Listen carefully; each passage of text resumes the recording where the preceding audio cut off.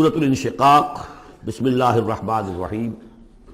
اذا السماء انشقت واذنت لربها وحقت واذا الارض مدت والقت ما فيها وتخلت واذنت لربها وحقت يا ايها الانسان انك كادح الى ربك كدحا فملاقيه۔ صدق اللہ العظیم۔ اذا السماء انشقت، جب آسمان پھٹ جائے گا۔ دیکھیے ساری یہ صورتیں وہی تذکیر آخرت۔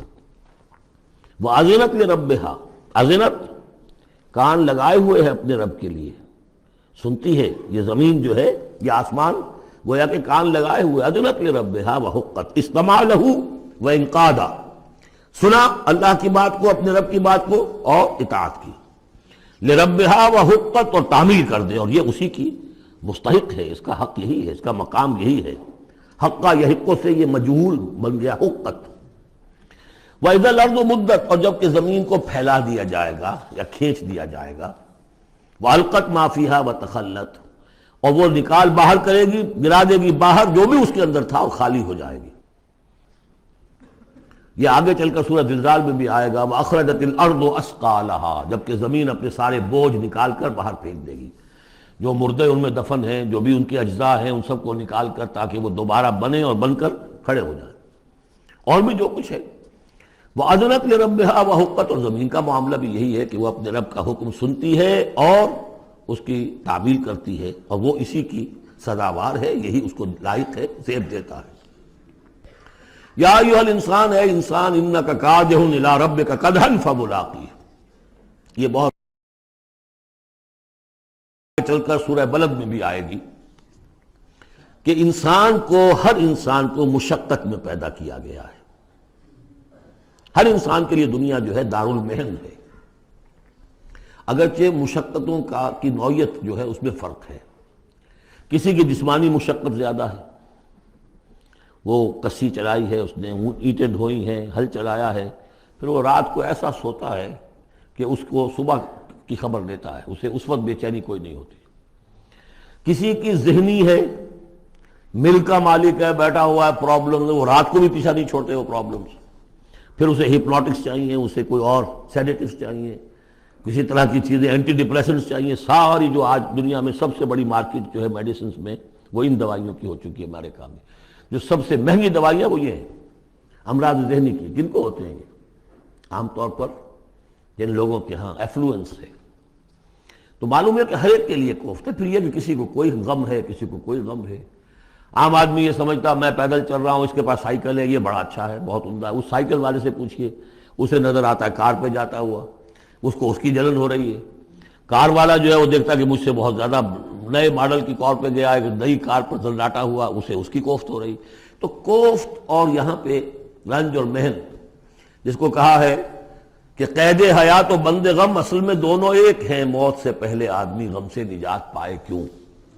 اور معاملہ یہ ہے کہ موت پر بھی جب نجات نہ ملی، اب تو گھبرا کے یہ کہتے ہیں کہ مر جائیں گے، اور مر کے بھی چین نہ پایا تو کدھر جائیں گے؟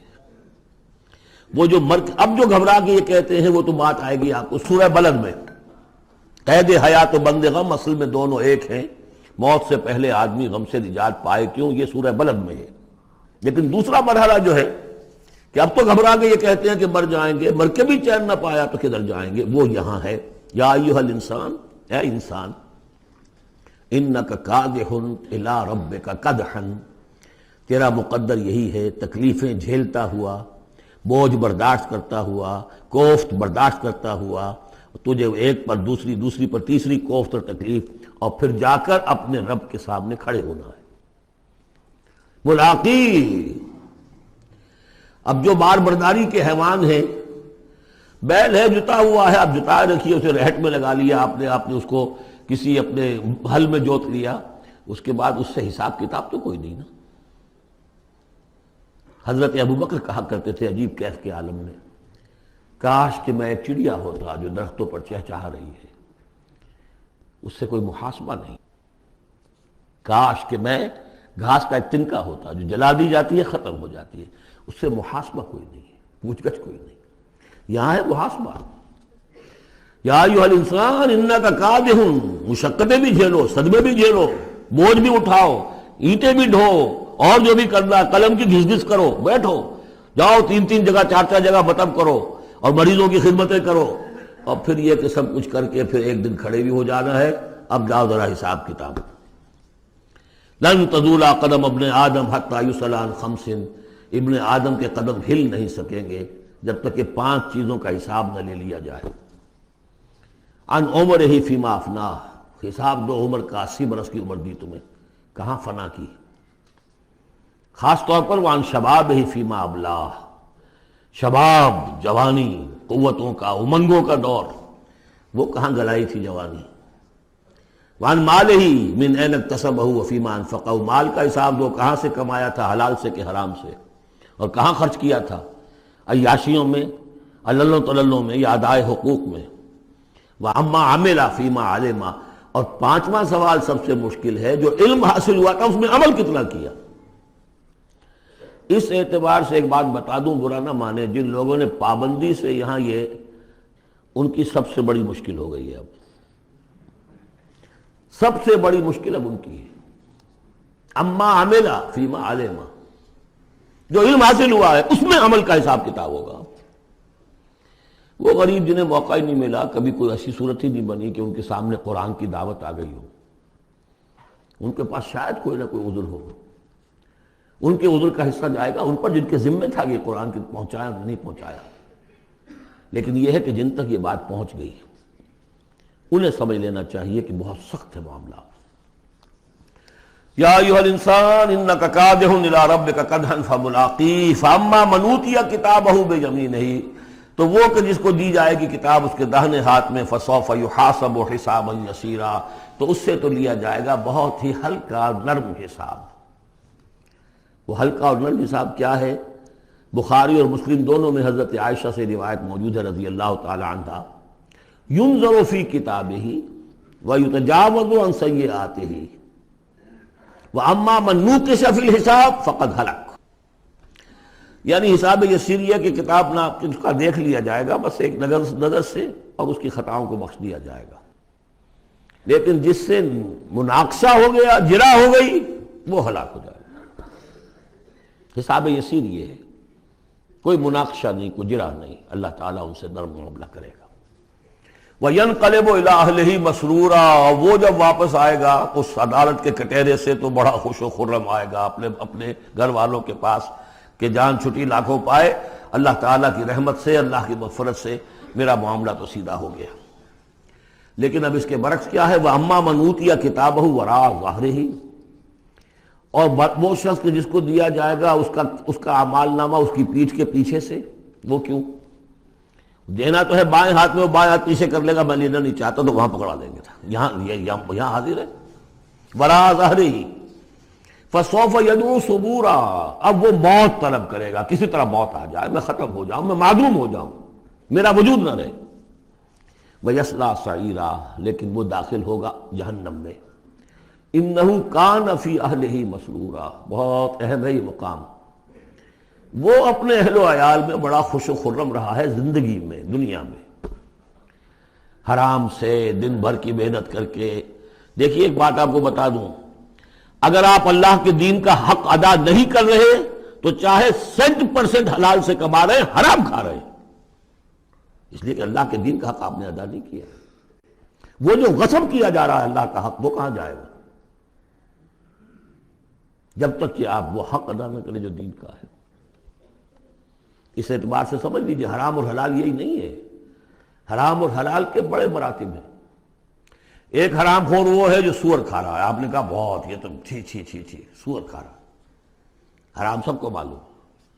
ایک وہ ہے جو کھا رہا ہے بکری کا گوشت، بکری بھی خود ذبح کی ہے تاکہ قصائی کا بھی معاملہ کو خراب نہ ہو جائے، لیکن یہ کہ وہ بکری خریدی ہے کسی کی جیب کاٹ کے، تو کیا کھا رہا ہے؟ حلال کے حرام؟ حرام۔ اس کو بڑھاتے جائیے، باطل کے غلبے کے تحت سانس لینا بھی حرام ہے۔ You have reconciled، تم نے باطل کو تسلیم کر لیا، ذہن قلبن، طاغوت کو تسلیم کر لیا ہے، تمہارا جینا حرام، تمہارا سانس حرام۔ الا یہ کہ تن من دھن، اپنی صلاحیتوں کا صرف منیمم رکھا جائے اپنے لیے اور میکسیمم جو ہے خرچ کر دیا جائے اس نظام کو بدلنے کے لیے، وہ اس کا کفارہ ہو جائے گا۔ ورنہ یہ کہ وہ آپ ناپ تول کر کے تو حلال کھا رہے ہیں، لیکن جس نظام باطل کی آپ چاکری کر رہے ہیں، جس کی ملازمت کر رہے ہیں، جسے سپورٹ کر رہے ہیں، بڑی تنخواہ ملی ہے، ورلڈ بینک کی کسی برانچ میں جو ہے مینیجر لگ گئے ہیں، کس نظام کو آپ چلا رہے ہیں؟ بہرحال وہ بات لمبی ہو جائے گی۔ لیکن وہ دنیا میں خوش و خرم تھا، اچھا کھلا رہا تھا، دودھ ملائی ربڑی اپنے بچوں کو، ہر وقت آ رہا ہے تو نئی چیزیں لے کر آ رہا ہے، ولایت سے آ رہا ہے تو ایک ایک بچے کو بلا کر تمہارے لیے یہ لایا ہوں، تمہارے لیے یہ لایا ہوں۔ وہ دنیا میں وہ خوشیاں لے آیا، اب یہاں کچھ نہیں ہے۔ وہ اللہ کا بندہ جو دنیا میں ڈرتا رہا، انا کنا فی اہلنا مشفقون، ہم تو ڈرتے تھے کیا ہوگا، اللہ کے حضور میں روز کھڑا ہونا ہوگا، ان کے لیے یہاں آیا ینقلب الی اہلہ مسرورا، اب وہ لوٹے گا اللہ کی عدالت کی کٹہری سے اپنے گھر والوں کی طرف تو خوش و خرم ہوگا۔ اور یہ جو ہے یہ دنیا میں خوش و خرم رہا تھا اپنے اہل و عیال میں۔ انہ کان فی اہلہ مسرورا انہ ظن ان لن یحور، اس کو گمان یہ ہو گیا تھا کہ لوٹ کر آنا نہیں ہے، ہمارے پاس آنا نہیں ہے۔ کان بہ بصیرا، یقیناً اس کا رب تو اسے دیکھ رہا تھا، ہر آن دیکھ رہا تھا، اس کی نگاہ میں تھا۔ فلا اقسم بالشفق واللیل وما وسق والقمر اذا اتسق لترکبن طبقا عن طبق۔ یہ ہے اصل میں وہ مقام جس کے حوالے سے میں نے آپ کو کہا تھا کہ سورہ مدثر کی ان آیات کو ذہن میں رکھیے۔ کلا والقمر، تو یہ دیکھیے کہ وہاں بھی درمیان میں پھر اثر نو قسمیں آ گئی تھیں، دو تقریباً جو سمجھیے دو صورتیں بن گئیں، شروع میں یا ایھا المدثر سے لے کر اور آیت نمبر 31 تک، اور پھر کلا والقمر واللیل اذ ادبر والصبح اذا اسفر انھا لإحدی الکبر۔ وہی بات یہاں ہے، ایک مضمون پورا ہو چکا۔ فلا اقسم بالشفق، تو نہیں مجھے قسم ہے شام کی سرخی کی، واللیل وما وسق، اور رات کی اور جو چیزیں اس میں سمٹ آتی ہیں، والقمر اذا اتسق، لیکن پھر جب چاند جو ہے رفتہ رفتہ بھرتا ہے اور پورا ہو جاتا ہے، 14ویں کا چاند بن جاتا ہے۔ یہ اصل میں میرے نزدیک واللہ عالم، یہ کسی اور کوئی بات میں نہیں کہہ رہا ہوں، میرے نزدیک یہ دو بڑی اہم خبروں کی نشاندہی ہے جو قرآن میں کی گئی ہے، اور وہاں ہے بھی انہا لإحدی الکبر، بہت بڑی خبر ہے یہ کہ محمد رسول اللہ صلی اللہ علیہ وسلم کا جب خورشید ہدایت طلوع ہوا ہے تو اس وقت صورت کیا تھی؟ 600 سال کی رات تھی جس میں کوئی نبی نہیں آیا تھا، بس چاند کے کچھ اثرات، کچھ روشنی، کچھ تھے نیک لوگ، کچھ جنات میں بھی نیک تھے، لیکن اکثر و بیشتر دنیا کے اوپر جو غلبہ ہو گیا تھا وہ بالکل باطل کا۔ پھر ایک دم خورشید نبوت طلوع ہوا ہے اور روشنی پھیل گئی ہے۔ اب خبر دی ہے اسی خورشید نبوت نے صلی اللہ علیہ وسلم کہ قیامت سے پہلے ایک مرتبہ پھر یہ دین کا غلبہ ہوگا، جیسا آپ کے دست مبارک سے بنفس نفیس جزیرہ نمائے عرب پر پورا خورشید اسلام چھا گیا، نظام دین قائم ہو گیا۔ الیوم اکملت لکم دینکم واتممت علیکم نعمتی ورضیت لکم الاسلام دینا، جاء الحق وزہق الباطل ان الباطل کان زہوقا۔ اور اس کے بعد یہ کہ خلفاء ثلاثہ کے زمانے میں، حضرت علی کے زمانے میں کوئی توسیع نہیں ہوئی، حضرت ابوبکر، حضرت عمر، حضرت عثمان، خلفاء ثلاثہ کے زمانے میں توسیع ہوئی۔ حضرت علی کے زمانے میں ان پر کوئی الزام نہیں، ان کا کوئی قصور نہیں، لیکن یہودی سازش عبداللہ ابن سبا کی، اس کی وجہ سے مسلمان آپس ہی میں لڑ پڑے، 1,00,000 جانیں ختم ہو گئی آپس میں لڑ کر، جنگ جمل، جنگ صفین، جنگ نہروان، 1,00,000 کے قریب۔ تو مومنٹم گاڑی کا ٹوٹ گیا، موشن ٹوٹ گئی۔ اس کے بعد پھر بہرحال حضرت امیر معاویہ کے زمانے میں پھر کچھ آگے قافلہ چلا ہے، لیکن اس شان کے ساتھ پھر نہیں بڑھ سکی بات، جس شان سے کہ دور فاروقی میں، دور عثمانی میں، دور صدیقی میں بات بڑھ رہی تھی۔ بہرحال وہ تو پروسیس رک کر اور پیچھے ریورس بھی ہو گیا، لیکن حضور کی دی ہوئی خبر ہے کہ دوبارہ دنیا میں دین کا غلبہ ہوگا اور گلوبل ہوگا، پوری دنیا میں ہوگا۔ وہ حدیثیں ہم نے نوید خلافت کے عنوان سے کتابچہ، 8 صفحے کا کتابچہ، بہت شائع کی ہیں۔ میں صرف یہ بتا رہا ہوں وہاں حضور کے زمانے میں کل 23 برس میں انقلاب برپا ہو گیا، سورج ایک دم طلوع ہو جاتا، کتنی دیر لگتی ہے، طلوع ہو گیا۔ لیکن اب جو روشنی آئے گی وہ آئے گی تدریجاً۔ اس کی شان کیا ہوگی؟ فلا اقسم بالشفق، ایک شفق کی روشنی ہوتی ہے جب رات سورج تو غروب ہو گیا لیکن شفق ابھی ہے. وہ حال ہے اس وقت دنیا کا کہ اسلام کی روشنی غروب ہو چکی ہے، صرف شفق کی لالی سی نظر آ رہی ہے. اس کے بعد واللیل وما وسق، پوری دنیا کے اوپر دین کے اعتبار سے تاریکی چھا گئی ہے، رات ہے. اور رات جو ہے اپنے اندر جن جن چیزوں کو سمیٹ لیتی ہے. لیکن والقمر اذا اتسق، لیکن چاند طلوع ہوتا ہے، پہلے دن، دوسرے دن، تیسرے دن بھرنا شروع ہوتا ہے، یہاں تک کہ وہ پورا ہو جاتا ہے. اب چاند کی چاندنی جو ہے وہ پھر دنیا کے اندر اس کو رات کو منور کر دیتی ہے. لَتَرْكَبُنَّ طَبَقًا عَنْ طَبَقٍ، اسی طرح تم چڑھو گے درجہ بدرجہ. یعنی اب جو تجدید دین کا کام ہوگا، اب جو اقامت دین کی جد و جہد ہوگی، اب جو دنیا میں خلافت علی منہاج النبوت کا نظام قائم ہوگا تو وہ کسی ایک نسل میں نہیں ہو جائے گا، کسی ایک دائی یا ایک تحریک کے ذریعے سے نہیں ہو جائے گا، درجہ بدرجہ. کسی نے ایک کام کر دیا، علامہ اقبال نے ایک فکر کو واضح کر دیا کہ اسلام مذہب نہیں دین ہے، اور جدا ہو دین سیاست سے تو رہ جاتی ہے چنگیزی. یہ ایک وحدت ہے. ابوالکلام آزاد اٹھے، انہوں نے قائم کی جماعت حزب اللہ، لیکن یہ کہ کچھ مخالفتوں سے بددل ہو کر جلدی چلے گئے. پھر وہ کانگریس میں شامل ہوئے اور انہوں نے پھر جو ہے اپنی پوری زندگی جہاد حریت کی نظر کر دی. پھر مولانا مودودی اٹھے، وہ جماعت اسلامی بنائی. افسوس کہ پاکستان میں آ کر وہ یہاں کی قومی سیاست کے اندر داخل ہو کر انہوں نے بھی منزل کھوٹی کر لی. وہ قافلہ جو ہے جیسے کہ کہیں کسی دلدل میں پھنس گیا ہے. یہ رفتہ رفتہ ہوگا، لیکن انہوں نے ایک ایک قدم بڑھایا ہے. ان سب کی کوششوں سے ایک ایک قدم بات آگے بڑھی ہے. لَتَرْكَبُنَّ طَبَقًا عَنْ طَبَقٍ، لیکن جس طرح چاند رفتہ رفتہ پہلی تاریخ سے لے کر 14ویں رات تک پورا ہو جاتا ہوگا، ہونا ہے، وہ لازماً ہوگا جس کی خبر دی ہے محمد رسول اللہ صلی اللہ علیہ وسلم نے. وَهُوَ الصَّادِقُ الْمَصْدُوقُ، ان کی دی ہوئی خبر میں کوئی جھوٹ نہیں ہو سکتا. فَلَا أُقْسِمُ بِالشَّفَقِ وَاللَّيْلِ وَمَا وَسَقَ وَالْقَمَرِ إِذَا اتَّسَقَ لَتَرْكَبُنَّ طَبَقًا عَنْ طَبَقٍ فَمَا لَهُمْ لَا يُؤْمِنُونَ. انہیں کیا ہو گیا ہے، ایمان کیوں نہیں لاتے، کیوں نہیں مانتے. وَإِذَا قُرِئَ عَلَيْهِمُ الْقُرْآنُ لَا يَسْجُدُونَ، اور جب ان پر قرآن ان پڑھ کر سنایا جاتا ہے کیا ہو گیا انہیں کہ سجدہ نہیں کرتے. بَلِ الَّذِينَ كَفَرُوا يُكَذِّبُونَ، بجائے ایمان لانے کے یہ کافر جو ہیں یہ تو الٹا اور جھٹلا رہے ہیں. یہاں ذرا نوٹ کر دیجئے، یہ لفظ بے شمار مرتبہ آیا ہے، کفر اور تکذیب، کفر اور تکذیب. وَالَّذِينَ كَفَرُوا بِآيَاتِنَا وَكَذَّبُوا، تو کفر اور تکذیب یہ کیا صرف تکرار ہے یا اس کے اندر فرق ہے کچھ؟ کفر کے معنی ہے چھپا دینا، دبا دینا.